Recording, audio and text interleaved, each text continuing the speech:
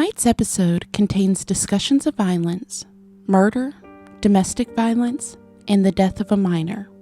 Listener discretion is advised.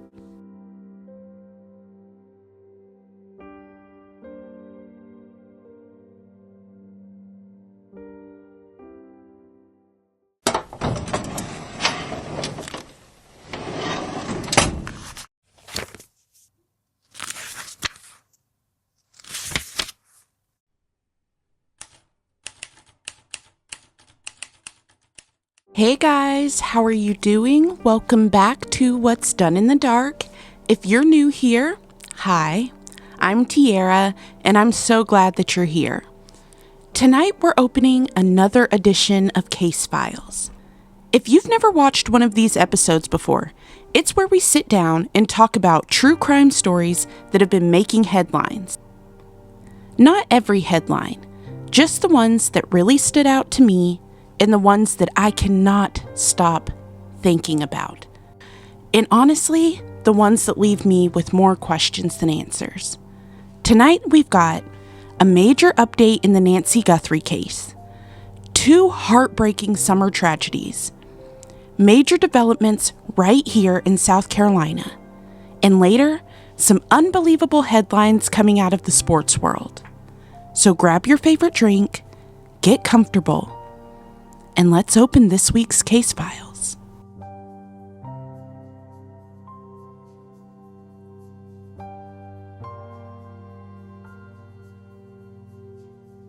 Every week, there's one story that seems to be everywhere.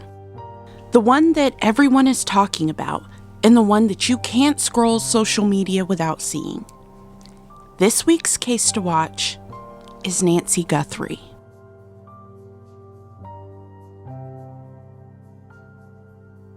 You guys, have you been following the Nancy Guthrie case?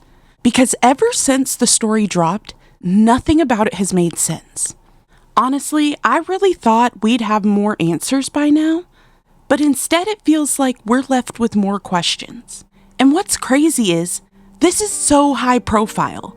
You would think that with all the national attention and the reward money and all of the resources dedicated to finding Nancy, we'd be so much further along than we are. Instead, months later, investigators still don't know where she is. If somehow you've missed this case, here's the quick version. Nancy Guthrie is the mother to Today Show anchor Javeayah Guthrie. Back in February, Nancy disappeared from her Arizona home. Investigators say surveillance footage captured someone tampering with the doorbell camera shortly before she vanished. Since that night, she hasn't been seen or heard from. And over the past several months, there have been nationwide searches and a massive reward, and several supposed ransom notes that kept making headlines. Which brings us to this week's update. Apparently, those ransom notes that everyone, including me, was talking about may not have been real at all. The FBI now reveals that the 3 widely publicized notes were fake. One demanded millions of dollars in Bitcoin. Another claimed Nancy had already passed. Another person claimed to have proof of life and knew where she was. And investigators believe that those communications weren't actually from whoever took Nancy. And remember that interview where Savannah and her siblings had everyone talking? A lot of people had questions because Nancy was talking about wanting to celebrate life. Well, according to recent reports, one of those fake notes claimed that Nancy had already died. So the family was processing information that the public didn't know yet. Looking back, that interview makes a little bit more sense now. One thing I found really interesting though, experts say investigators will sometimes release information like this, not because they solve the case, but because it gets people talking again. And it brings the case back into the headlines and hopefully generates new leads. Honestly, I don't know what to think anymore. Part of me is relieved investigators are ruling things out, But another part of me keeps wondering, all of those ransom notes were fake. Are investigators really any closer to finding Nancy? Or are we just crossing more possibilities off the list? This is one of those cases that just won't leave my mind, and I'd really love to know what you guys think. You think investigators are getting closer to solving this case? Or are you worried that this could eventually become a cold case?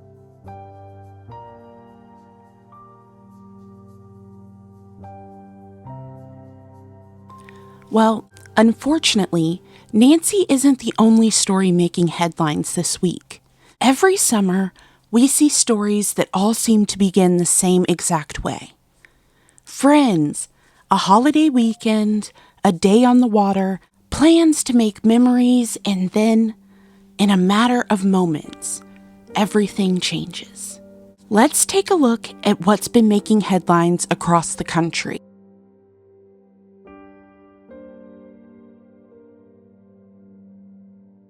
Every week, there are certain stories that seem to dominate the headlines. This week, as I was putting this episode together, I couldn't help but notice a heartbreaking pattern.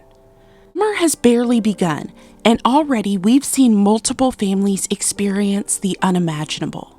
Stories that started with friends and a holiday weekend and a day on the water, and somehow ended in tragedy. Let's start in Kentucky.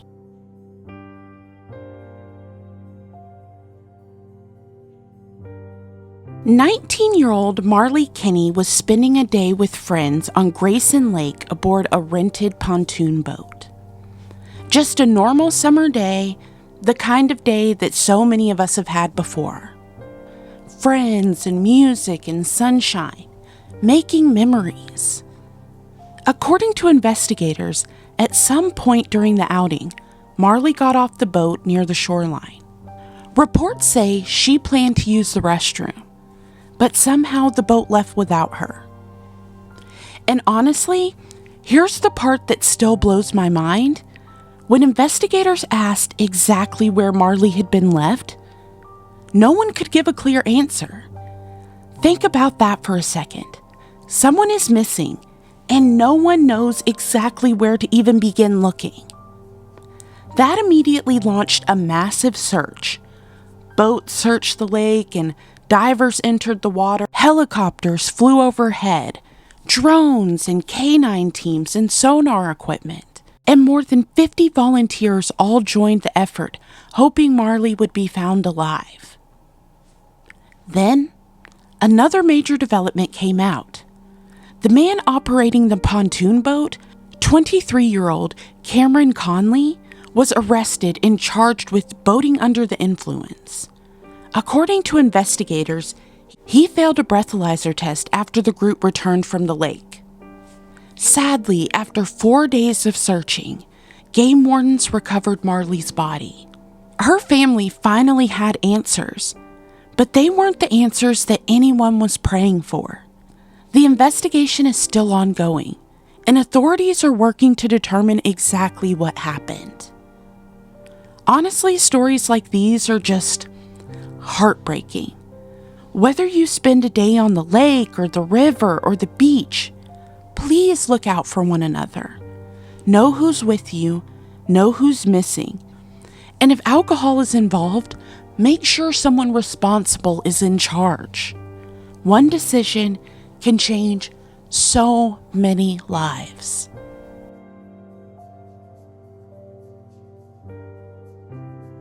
Sadly, Marley isn't the only young person whose boat day with friends ended in tragedy.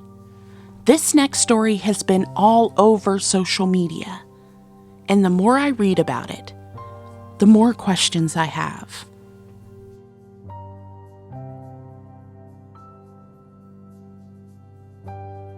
"18-year-old Nolan Xavier Wells was a rising football star. He was getting ready to report back for football training. Like so many other young people, he spent the 4th of July with friends.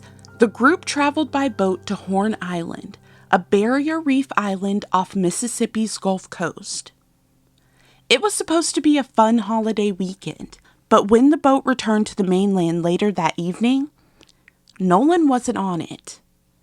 Friends told investigators they believed Nolan planned to stay on the island and catch a ride back. But as the hours passed, no one heard from him. Around 11 o'clock that night, Nolan's mom received a phone call that every parent fears. Her son was missing. Almost immediately, his family reported him missing. The Coast Guard, Marine Resources, local deputies, and multiple search crews began searching the island and scouring the waters. As the search continued, Nolan's mother took to social media asking for help. His story spread across the country. Civil rights attorney Ben Crump later announced he would represent Nolan's family. Many people also pointed out that Nolan was the only Black member in this friend group. That quickly sparked questions online, and his family has continued asking for a full and transparent investigation into exactly what happened that day. Sadly, a body believed to belong to Nolan was later found on Horn Island. His family has since confirmed his death.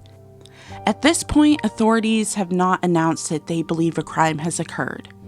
The investigation remains active, and many questions still haven't been answered. Honestly, this story really breaks my heart. An 18-year-old goes to celebrate the 4th of July with friends and just never comes home. Whether it turns out to be a tragic accident or whether investigators uncover something more, his family deserves answers. Sometimes the hardest part isn't what we know, it's everything that we still don't. Unfortunately, those aren't the only heartbreaking stories that are making headlines this week. Some of the biggest developments have actually been happening much closer than we think.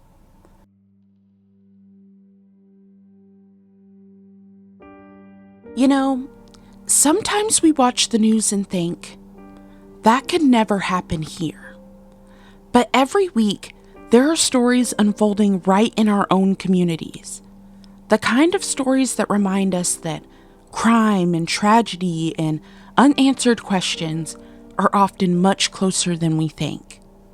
This first story comes out of Lexington, South Carolina.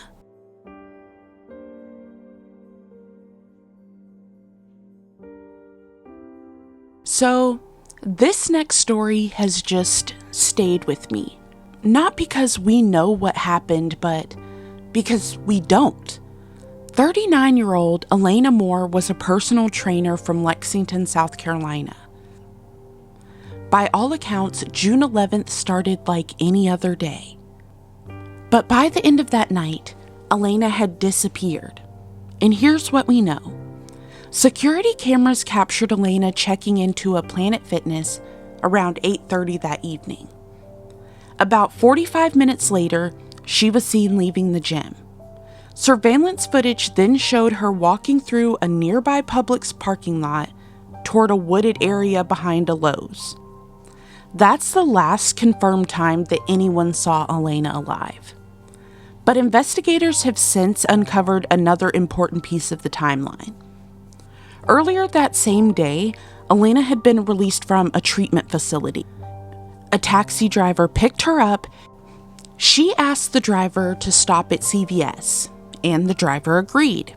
He waited for Elena to come back outside, but she never did. After searching the store and not finding her, he eventually left. And hours later, Elena checked herself into Planet Fitness. It's another piece of the timeline, but it still doesn't explain what happened after she left the gym. When Elena didn't come home, her husband reported her missing, and her friends and family immediately knew something was just not right. Search efforts quickly expanded, and people across South Carolina began sharing Elena's story.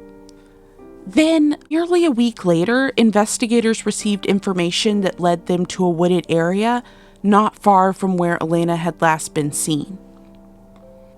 Sadly, they found her body, but here's where the case becomes even more puzzling.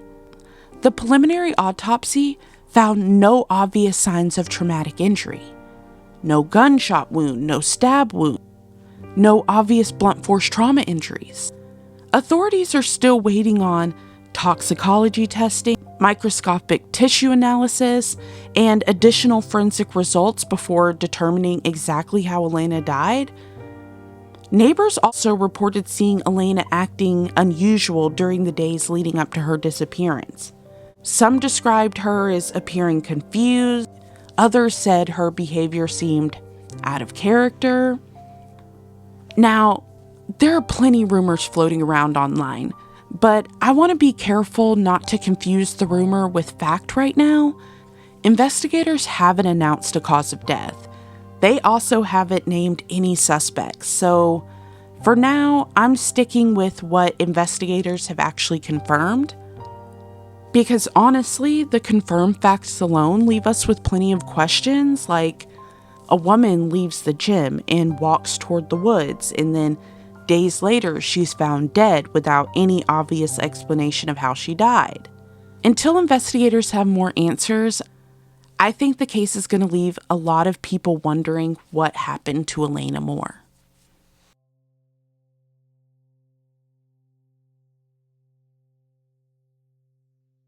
While investigators are searching for answers in Elena's case, another heartbreaking investigation has shaken communities all across South Carolina. And unlike Elena's story, this one isn't surrounded in mystery anymore. Instead, it's left people asking, how could something like this happen?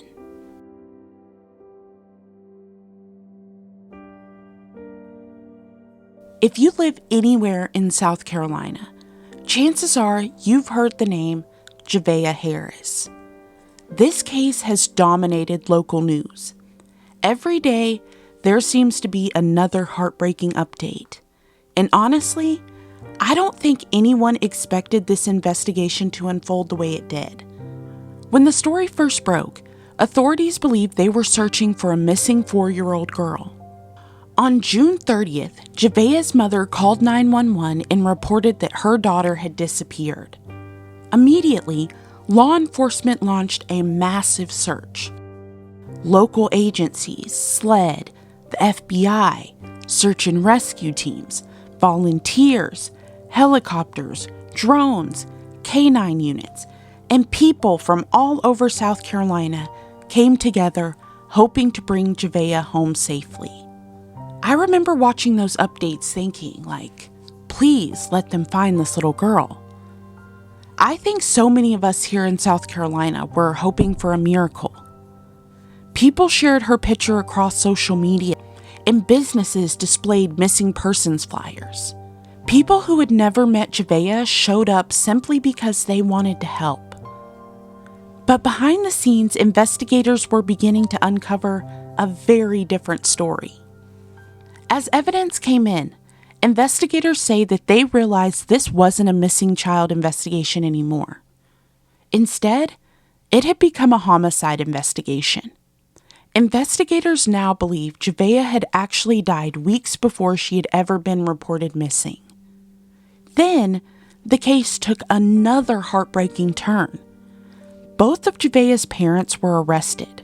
Her father was charged with homicide by child abuse, and her mother was charged with homicide by child abuse and filing a false police report. According to investigators, the missing child report that started this massive search wasn't truthful. As investigators continued following new leads, the search expanded into multiple locations. Eventually, authorities recovered remains that were identified as Javeayah's. One thing that really stuck with me was hearing Sheriff Marty Sawyer speak. After decades in law enforcement, he described this as one of the most difficult cases of his career.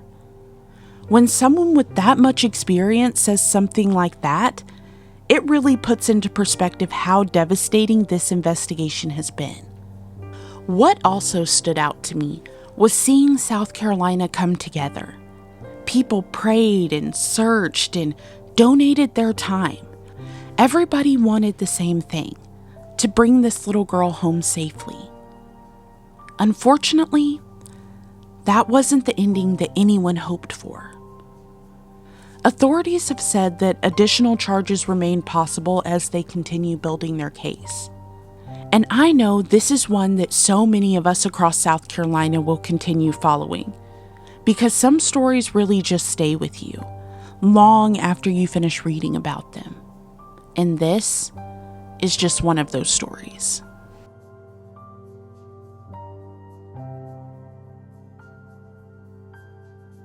All right, y'all. Let's take a breath and switch gears for just a minute. Because somehow, the sports world has had one unbelievable headline after another. So let's step beyond the scoreboard.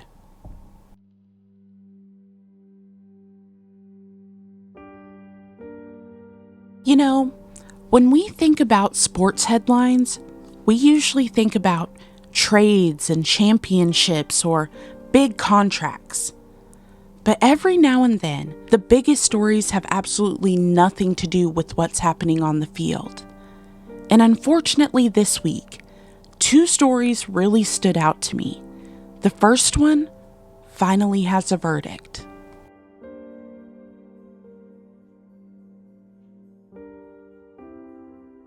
If you've been following this case, then you know it's been making headlines for more than 2 years. But finally, we're getting some major developments. Former NFL scout Blaze Taylor has been found guilty in the deaths of his girlfriend Jade Benning and their unborn child. According to prosecutors, Jade suddenly became seriously ill after investigators say Blaze poisoned her.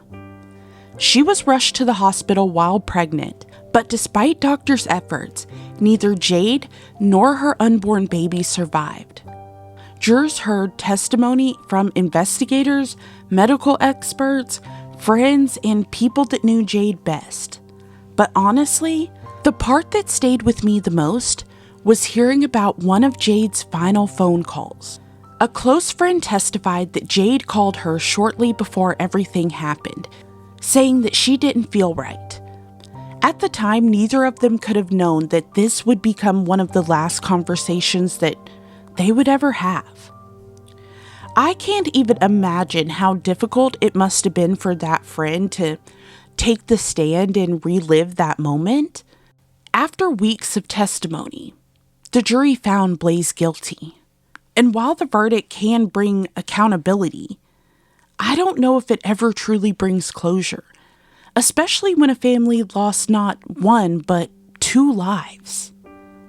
Honestly, cases involving someone that you love always hit a little bit differently because sometimes the people you're supposed to feel safest with end up being the ones who hurt you the most. As heartbreaking as that story is, it isn't the only headline involving the football world this week. This next story honestly stopped me in my tracks.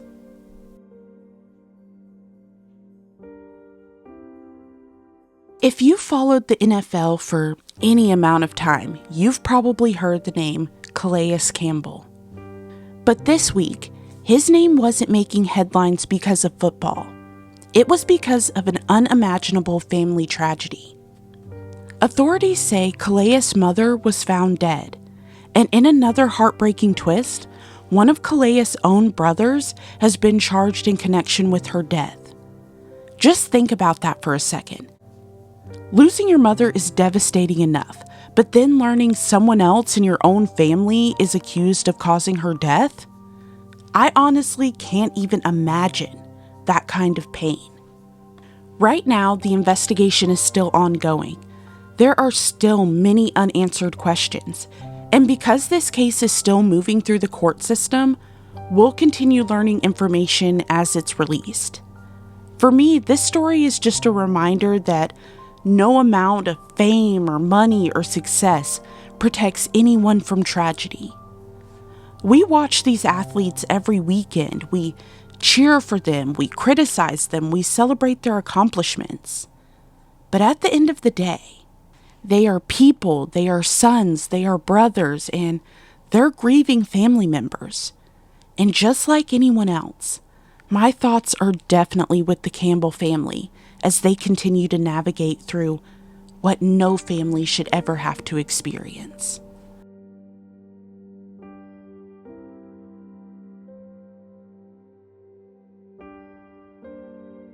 Well, you guys, that wraps up this week's edition of Case Files. But now it's your turn. Have y'all been following any of these cases? Which stories have stayed with you the most this week? Do you think the investigators are any closer to finding Nancy Guthrie? What are your thoughts on the Elena Moore case? Do you still think that there's unanswered questions in the Nolan Xavier Wells investigation? Or maybe there's another case that's making headlines that you think we should cover next time. Seriously, leave it down in the comments. I read way more comments than you probably realize, and honestly, a lot of the stories that I cover come from you guys. I love seeing the cases that you guys are following. I love knowing what details stood out to you and hearing your thoughts on the stories that leave us with more questions than answers. Don't be shy. Let's talk about it. If you've enjoyed today's episode, don't forget to like the video, subscribe if you haven't already, and if you're listening on Spotify or Apple Podcast, be sure to follow the show so you never miss an episode. These were the stories that stayed with me this week, but unfortunately, I have a feeling that we'll have more stories to talk about next time. Until then, stay safe, take care of yourself, take care of each other. This has been What's Done in the Dark, where every secret casts a shadow. I'm Tiara, and please remember, what's done in the dark never stays there for long. Bye.